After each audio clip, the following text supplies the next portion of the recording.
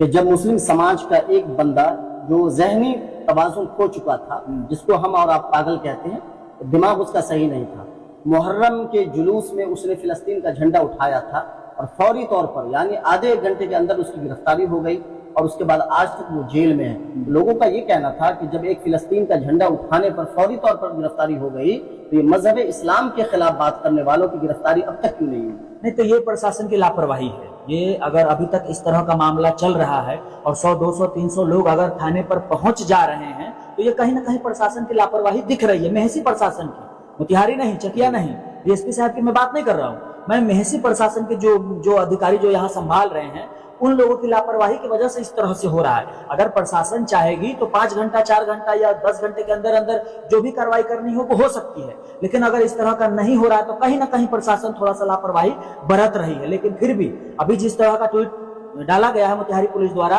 तो आश्वासन मिला है कि हाँ इसको जल्द से जल्द किया जा सकता है। तो अब हम लोग इंतजार कर रहे हैं प्रशासन की तरफ से क्या रिप्लाई आता है, उसका हम लोग अब इंतजार ही कर सकते हैं, क्योंकि हम लोग तो संविधान के मानने वाले लोग हैं और हम लोग उस तरह के लोग नहीं है कि कुछ भी किसी के भी खिलाफ लिख दे, ऐसा तो कुछ है नहीं। यहाँ सभी धर्म को रहने की पूरी आजादी है और जो भी आप बोल सकते हैं वो बोलने की भी आजादी है। लेकिन चूंकि क्या है कि किसी धर्म के बारे में आप टिप्पणी नहीं कर सकते हैं। आपको अपनी धर्म प्यारी है, किसी और को उनका धर्म प्यारा है, इसलिए सभी को अपना अपना धर्म मानते हुए दूसरे पर जो लोग टिप्पणी करते हैं, जो लोग गलत बयानबाजी करते हैं, गलत बात लिख देते हैं, उन पर प्रशासन को नजर रखने की जरूरत है। और ये माहौल बिगड़ने से पहले ही अगर प्रशासन एक्टिव रहती, जिस तरह से हमारे एसपी साहब एक्टिव है, अगर पहले ही एक्टिव रहती तो ये दिन नहीं देखना पड़ता। इस तरह का मामला जब गुजर रहा है, ऐसा नहीं, मैंने सुना है कि जो लड़का है जो ये शब्द लिख रहा है वो पहले भी ऐसा कई बार लिख चुका है, जिस पर थाने तक ये बात शायद नहीं पहुंची थी और लोगों ने इस बात को पहले सॉल्व कर लिया था। लेकिन अब बात यहां तक आ गई है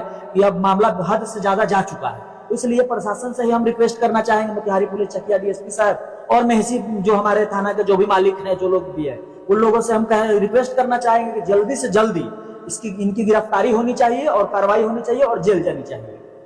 क्योंकि जिस तरह से समाज में नफरत फैलाने वाले लोग और खास करके किसी भी विशेष धर्म को टारगेट करता है और आपस में लड़ाने की कोशिश करता है और ये जात पात के नाम पर, धर्म के नाम पर नफरत फैलाने की कोशिश करता है, उन लोगों के लिए आप क्या कहेंगे? देखिए, सबसे पहली बात तो यह है कि अभी 2025 का बिहार विधानसभा चुनाव होने वाला है और चुनाव को सिर्फ 2 महीना बाकी है।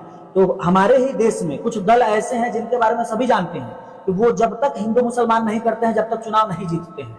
अब ये तो प्रशासन ही पता लगा पाएगी, हम लोग तो नहीं बता सकते हैं कि भाई जो लोग इस तरह का बयानबाजी कर रहे हैं, जो लोग इस तरह का गलत नफरत फैला रहे हैं, वो किस दल से जुड़े हुए हैं या फिर उनके लोग कहाँ रहते हैं, कहाँ से यह बात निकल कर आ रही है, ये बात आखिर क्यों फैलाया जा रहा है। क्योंकि हमारा समाज, जो हमारा पिपरा विधानसभा है, यहाँ अभी तक जाति धर्म में कोई बात होती नहीं है, सब लोग मिलजुल के रहते हैं। लेकिन चूंकि अभी 2 महीने के बाद विधानसभा का चुनाव है तो हो सकता है इस नजरिए से भी कुछ लोग दिमाग माइंड सेट कर इस तरह का पोस्ट डाले होंगे, ये भी हो सकता है। तो यह प्रशासन का काम है कि इस पर किस तरह से डाला गया, उनके जहन में क्या था, वो किस तरह से क्या सोच कर डाले हैं, यह सब तो प्रशासन का काम है, वो अपना देख लेगी। लेकिन मैं यह अनुरोध करना चाहूंगा पिपरा विधानसभा क्षेत्र के जितने भी लोग हैं, हमारे जो लोग देख रहे हैं वीडियो, कृपया गलत बयानबाजी से बचिए। गलत बयानबाजी नहीं करना है, हमेशा प्रशासन का सहारा लेना है, संवैधानिक रूप से अपनी बातों को रखना है, उत्तेजित होकर कोई बात नहीं बोल देना है, समझ बूझ कर बोलना है। तो ये मेरे पिपरा विधानसभा के लोगों से यह अपील रहेगा कि शांति बनाए रखिए। और प्रशासन पर हमको पूरा भरोसा है, हमारे एसपी साहब पर हमको पूरा भरोसा है, हमारे बिहार पुलिस पर हमको पूरा भरोसा है, पूरी प्रशासनिक व्यवस्था पर हमको पूरा भरोसा है कि हमारे समाज को, जो लोग अभी परेशान है क्योंकि इस तरह का गुस्ताखी हुआ है, उनको न्याय जरूर मिलेगा। क्योंकि देखिए, कल ऐसे वक्त में इस पोस्ट को किया गया कि जिस तारीख में प्रोफेट मोहम्मद साहब इस दुनिया में आए और आने के साथ साथ इंसानियत का पैगाम, मोहब्बत का पैगाम, अदल का पैगाम, इंसाफ का पैगाम लेकर आए।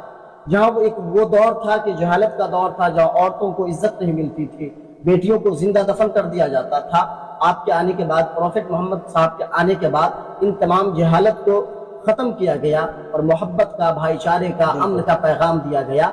ठीक उसी दिन, उसी तारीख में जहां पूरा मुसलमान पूरे मुल्क में जश्न मना रहा था, उसी दिन ये टिप्पणी की गई है। देखिए, कुछ लोग मानसिक रूप से गुलाम है, आप समझिए। कुछ लोगों को लगता है ऐसा कि यह देश किसी एक विशेष धर्म या एक जाति के लोगों का है, लेकिन ऐसा नहीं है, ऐसा नहीं है। आजादी हो या आजादी से पहले भी हर धर्म के लोग यहाँ रहते थे और लड़े हैं, संघर्ष किए हैं, मरे हैं, सूली पर चढ़े हैं, तभी जाकर यह देश आजाद हुआ है, तभी जाकर यह देश सेकुलर हुआ है। और यह एक समझिए कि एक ऐसा बगीचा है जिसमें हर तरह का फूल रहते हैं, लेकिन उसी में कुछ लोग आज भी ऐसे जीवित हैं जो मानसिक रूप से गुलाम है, और उनको लगता है कि किसी दूसरे धर्म को अगर हम गाली दे देते हैं तो हम अच्छे कहलाए जाएंगे। लेकिन ऐसा नहीं है। कोई भी धर्म आपको नहीं सिखाता है कि दूसरे किसी भी धर्म में आप गाली दीजिए, उस पर गंदा बात लिखिए, कोई भी धर्म नहीं सिखाता है। तो यह किसी धर्म का हिस्सा नहीं हो सकता है। जो लोग इस तरह की बातें कर रहे हैं वो किसी धर्म को नहीं मानते हैं।